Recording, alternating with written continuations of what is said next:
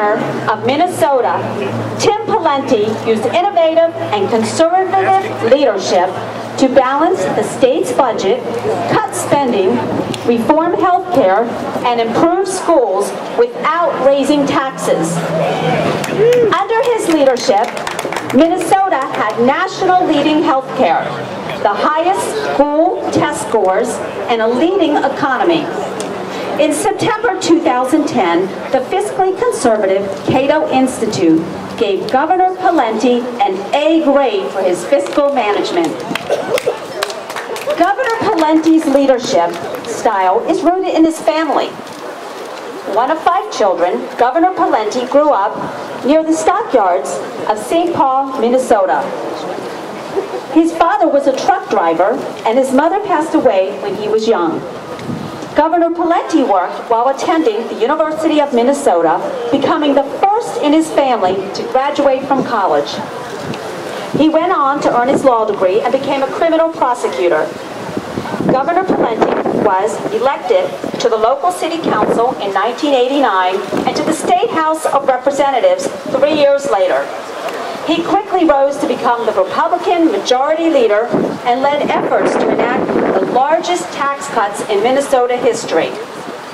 After being elected governor in 2002, Governor Pawlenty kept his campaign promise and balanced every budget without raising taxes.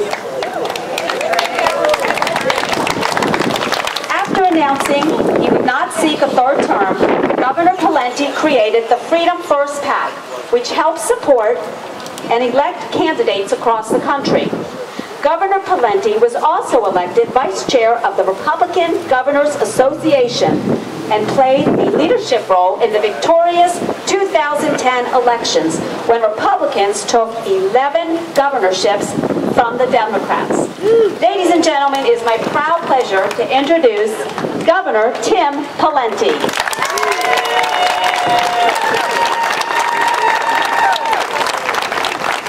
Thanks a lot. I appreciate it. Thank you for coming out today to support Adam Hasner.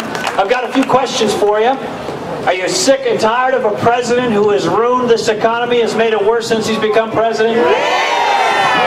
Are you ready to have a president who understands that the way forward on health care is to not have the federal government take it over? Are you ready for a president who's going to keep our defense and national security strong in this country instead of trying to cut it and decimate it over the next decade like President Obama is? Are you ready for a new president in the United States of America? Thanks for coming out today. I sure appreciate it. We're here to support somebody that understands what this country needs and what Florida needs. I came, as was mentioned during the introduction, from a town in Minnesota that was a meatpacking town. My mom died when I was pretty young. My dad, as was mentioned, for much of his life was a truck driver. Not too long after my mom died, he lost his job. So at a very young age, I got to see some economic hardship up front and close and personal, up and down my street and in my family and across my town. And if you go talk to people across Florida and across this congressional district and across America, and you ask them, what are your hopes and dreams? What matters most to you? After they talk about their faith and their family, they'll talk about some other things. They'll talk about the importance of making sure that they have access to a job, or that their loved one or significant other has a job. Or they'll express concern about things like paying for their kids' college, or being able to afford their health care, or making sure they can have ends meet on a fixed income. But if you look at those things and look underneath it, almost every one of them requires that we have an economy that's moving forward, that it gives people economic opportunity. And you should know, and I think you probably do know, that the backbone of this economy is small and medium-sized businesses, the hard-working men and women who start businesses, grow businesses, provide jobs, and work at those kind of companies. There's 6 million businesses in the United States of America. 6 million. 5.9 million of those businesses have 500 employees or fewer. So almost all the juice in the economy is in those small and medium-sized businesses. If you go ask individuals who have, the entrepreneurs who've started and grown those kind of businesses, and you say, what can we do to make it more likely that you'll grow jobs in Florida or across this country? Some of them will talk about the need to lower taxes, Some of them will talk about the need to lower health care costs. Some of them will talk about the burdens of regulation and permitting and how slow and difficult that can be and discouraging. Some of them will talk about energy costs and the need to have more energy and more affordable energy and the like. But if you listen carefully to what they're saying, the theme is consistent throughout. What they say is, Governor Adam, get the government off my back. We're here today to support a candidate, Adam Hasner, for Congress, who understands that the way forward for our country to get this economy ignited and moving in a better direction is not to have the government tax more, regulate more, discourage more, not to bring more into the already inept Washington, D.C. infrastructure and culture in Washington, D.C. Adam understands the way forward is to get entrepreneurs and dreamers and designers and inventors to start businesses, grow businesses, take risks, provide jobs, and do those things that will encourage the hard-working men and women of this country in the private sector, not the government sector. We need more people like Adam Hasner in the United States Congress for that reason.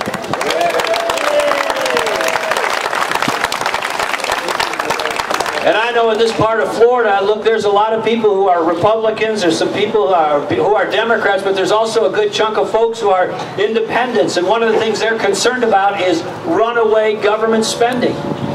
And we got to have people in Washington, D.C., in the United States Congress who have the courage and the fortitude to speak truth to power and to make the tough decisions to get this federal budget under control. His opponent will make it worse. He will make it better.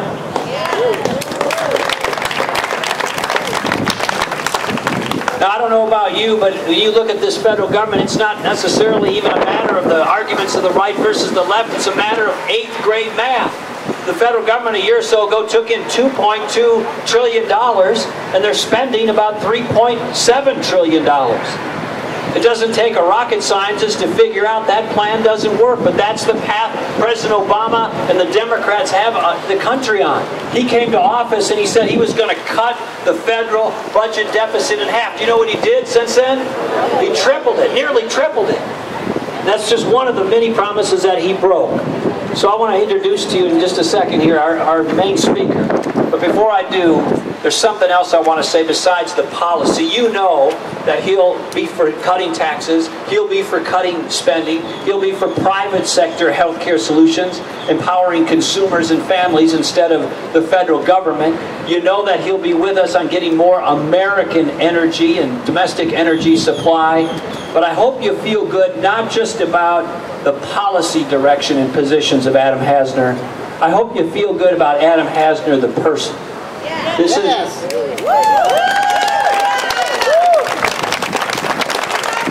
a lot of time in politics. You meet some people and you're like, geez, I don't know. But with him, we don't have to say that.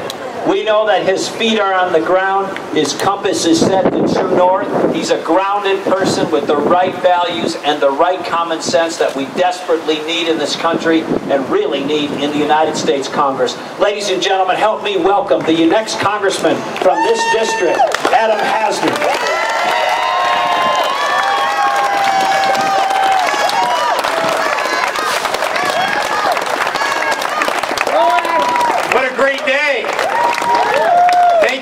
So much for being here, and thank you so much for taking the time out of your schedules to join us for the office opening. And we're just so proud of everything that we've been able to accomplish in such a short period of time. It is so great to see so many friendly and familiar faces out in the audience, and to have you here celebrating with us today as we open up this office and really get our campaign for U.S. House of Representatives off the ground and back on the move. And so let me just recognize a few of the folks who are here who have been early supporters of our campaign.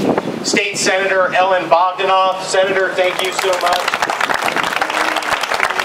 Palm Beach County Commissioner Stephen Abrams. Thank you, Commissioner. Broward County Commissioner Chip LaMarca. Thank you, Chip.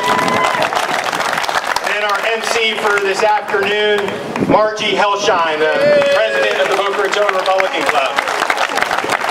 And I do just want to also thank one other person. There are so many folks here in the audience to thank, but Diane Schwerin, who made the amazing cake that each and every one of you will have an opportunity to sample in just a few minutes. But let me just say this about Governor Pawlenty, because I don't think he realizes how much he and I actually have in common. And one thing is that we both served as the majority leaders of the House of Representatives in our times in the state legislature. We also were the first in our own families to be Republicans. And that wasn't an easy conversation when I turned 18 to tell my mom that I was registering as a Republican.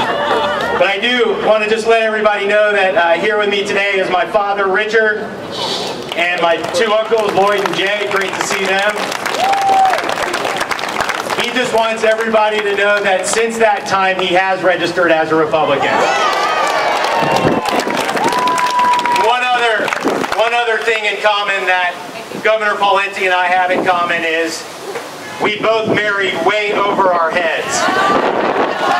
And I think those of you who know Jillian know that I am speaking truth. And so Jillian, there you are. Thank you for everything you do. I love you. Our campaign, as many of you know, is off to a great start. We've been building tremendous momentum since early February in this new 22nd district, the coastal communities from downtown West Palm Beach to downtown Fort Lauderdale. Now, 95% of this congressional, or my old state legislative district, is inside this congressional district, which makes up about 20% of the new congressional district. And so we have a strong foundation and base of support. So many of you have been part of those campaigns that have been so successful. And I think back to 2008, when Barack Obama in the state legislative district that I ran in got 52% of the vote. Because of so many of you in this audience, we got 60% of the vote. People responded to our common sense message. Not just Republicans, but independents and Democrats. And that's what it's going to take to win in November in Florida's 22nd district.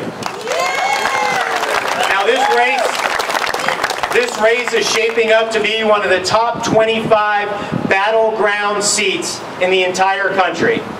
Many of the political pundits in Washington and even those locally are saying that this is going to be a toss-up race. This is going to be a barn burner. And we're expecting a tough fight.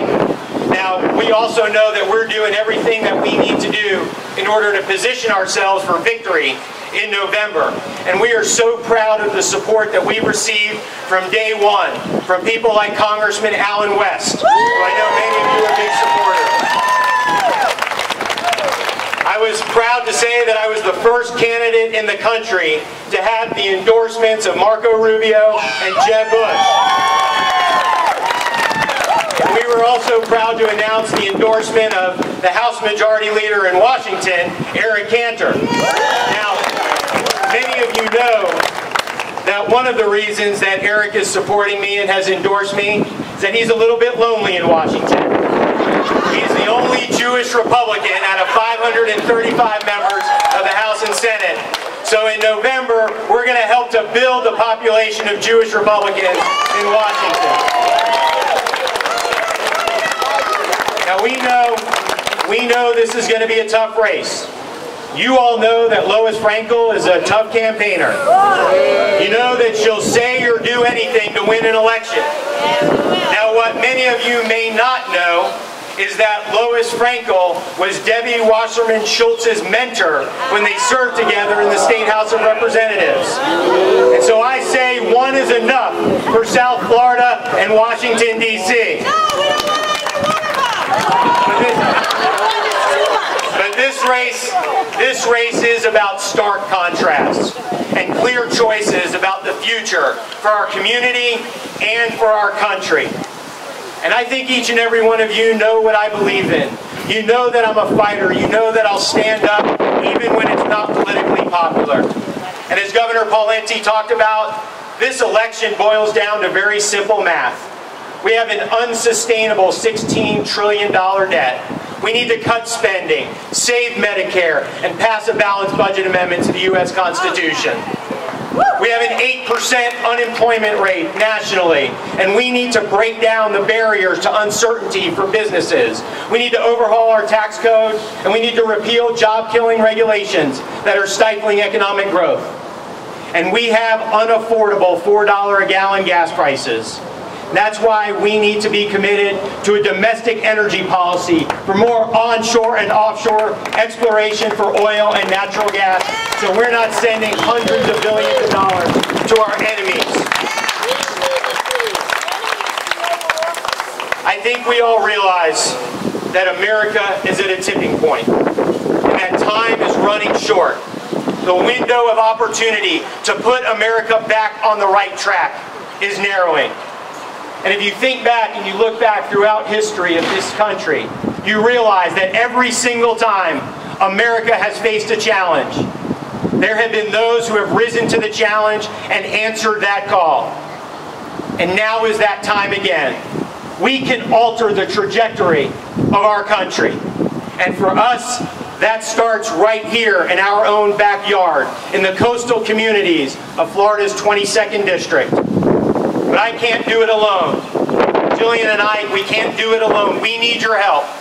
We're asking you to get involved in our campaign. There are only 200 days to go before Election Day. We need you to sign up. We need you to volunteer. We need you to put a bumper sticker on your car. We need you to make a donation to our campaign. And together, we will hold this congressional seat, we will hold the majority in the U.S. House of Representatives, and we will restore America's promise for today and for future generations. Thank you all so much for being here. Let's go have a great time.